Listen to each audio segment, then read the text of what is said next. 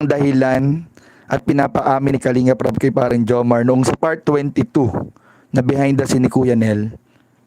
Mga Kalingap. Yes, dito legit ang Marites. Hindi tayo nagagawa ng istorya dito. Si Kuya Nel yan, mga Kalingap. Ito po, nakita na po ito ng iba kanina. Ay, wait lang, lumalabo. Ayan. So, ito po mga Kalingap ay picture po ni Carla and ni Jomar. Mga Kalingap.